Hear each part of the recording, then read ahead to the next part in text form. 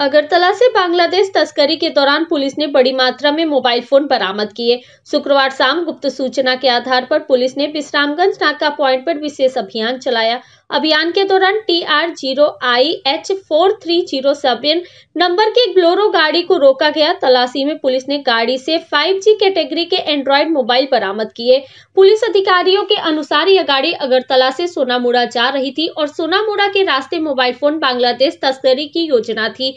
गाड़ी चालक के पास मोबाइल से जुड़े कोई भी दस्तावेज नहीं थे, जिसके चलते उसे गिरफ्तार कर लिया गया।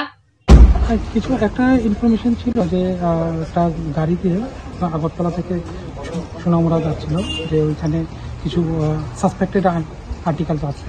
তো অ্যাকর্ডিংলি আমরা বিশ্রামগঞ্জ নাকাতে ওই গাড়িটাকে ডিটেন করি। তো ডিটেন করে এটাকে থরোলি চেক করি। থরোলি চেক করার পর তখন কিছু মোবাইল ফোন পাওয়া গেছে।